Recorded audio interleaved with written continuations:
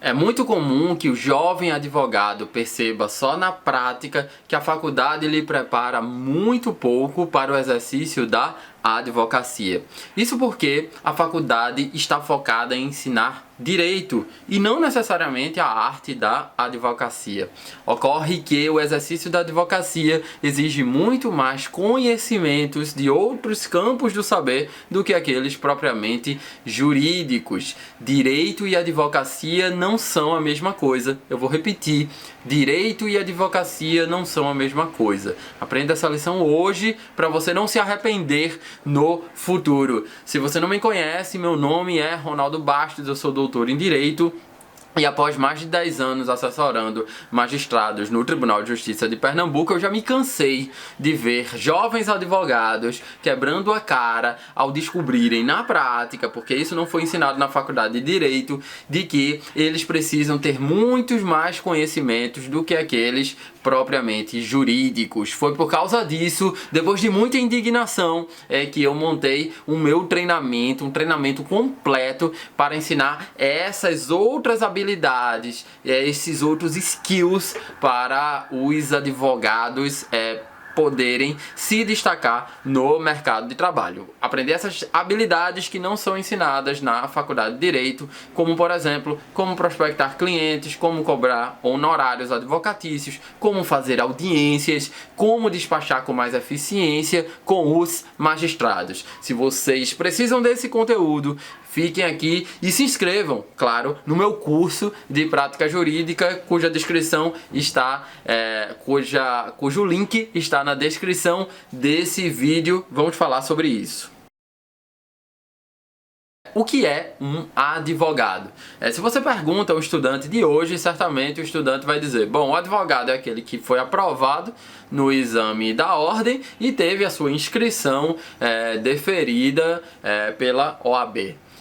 Mas eu queria voltar um pouco no tempo para a origem da advocacia para eu poder explicar por que direito e advocacia são coisas um tanto diferentes. Se vocês forem para a etimologia da palavra advogado, da palavra latina, para o que nós conhecemos hoje como advogado, vocês vão ver que a palavra latina é advocare, o vocábulo latino advocare, vocare de voz, de vocal mesmo.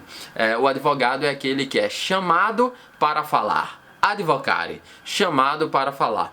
Então ele é chamado para falar não em nome próprio, mas em nome de uma terceira pessoa, em nome de um cliente, e ele vai representar esse cliente em juízo, Então um advogado é aquele que representa interesses alheios em juízo, no fórum, Então isso é o advogado.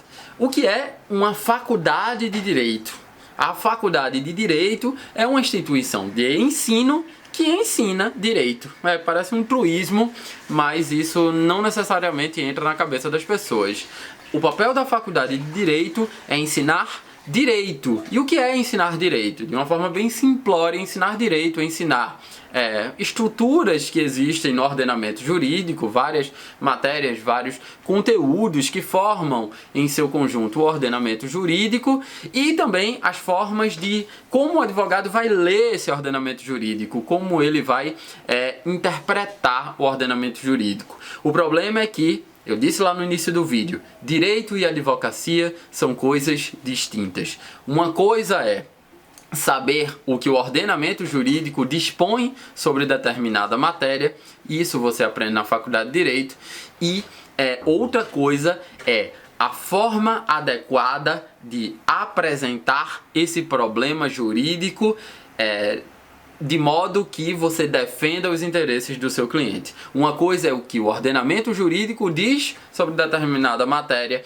outra coisa é a forma como você, advogado, apresenta essa matéria, no caso, a um juiz. Sei que está totalmente abstrato, por isso eu vou dar um exemplo o mais palpável possível. No meu curso de prática jurídica eu dou vários outros exemplos, eu promovo um verdadeiro treinamento para ensinar os jovens juristas a pensarem juridicamente. Pense no seguinte: Pense num pedido de expulsão de um animal doméstico de um condomínio. Pedido de expulsão de um animal doméstico de um condomínio.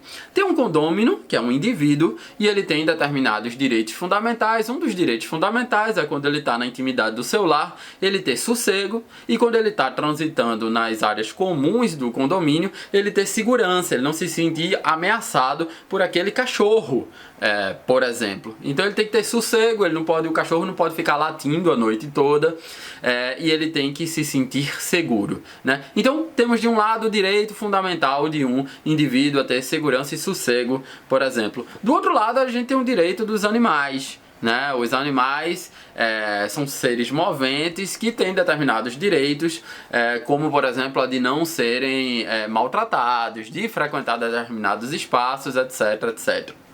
Veja que, numa questão desse tipo, de um pedido de expulsão de um determinado animal de um condomínio, o advogado ele pode argumentar de duas coisas. Uma coisa é certa, o animal é uma coisa.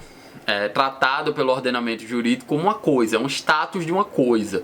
Tanto é que aquele que é dono de um animal doméstico, ele tem direito de propriedade sobre aquele animal doméstico. Ele é um ser movente, né? É claro que ele tem direitos, digamos assim, mais sofisticados do que uma mera coisa, do que um mero ser movente, porque você não tem o direito, por exemplo, de maltratar o seu animal doméstico. Mas de todo modo, no conflito entre esses dois direitos, direito fundamental de um indivíduo e o direito do animal, sempre vai prevalecer o direito do indivíduo e o direito dos indivíduos, e isso não há malabarismo jurídico que mude essa situação. Então você, como advogado, como é que você pode expressar de forma melhor esse problema jurídico? Uma forma, que para mim é a forma pior, é você dizer que os animais são seres vivos e como tais devem ter os mesmos direitos do que os seres humanos, etc. Você é um militante do direito dos animais, vamos supor aqui. Veja que essa é uma argumentação que pode pegar para os militantes dos direitos dos animais, mas uma argumentação técnica, uma argumentação jurídica, isso não prospera, porque os animais têm um status jurídico inferior aos indivíduos. Os indivíduos são preponderantes em relação aos animais no ordenamento jurídico brasileiro.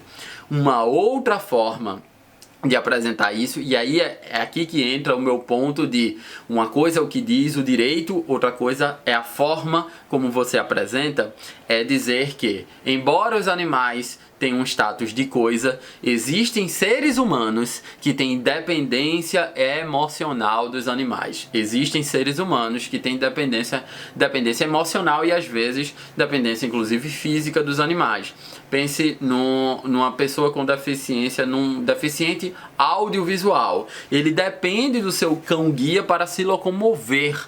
E direito de locomoção, direito de ir e vir, é um direito fundamental de um indivíduo, né? Imagine um sujeito que é autista e os animais, o animal doméstico é utilizado como uma forma de terapia para ele ter uma vida mais digna, né? Todos têm um direito, a gente viu lá na advocacia em direitos fundamentais, o direito à vida, é o direito de existir e o direito de ter vida digna. Então, um autista que utiliza um animal para melhorar sua qualidade de vida, ele tem esse direito fundamental de portar esse animal. Veja que a gente ainda está falando de expulsão de animais do condomínio.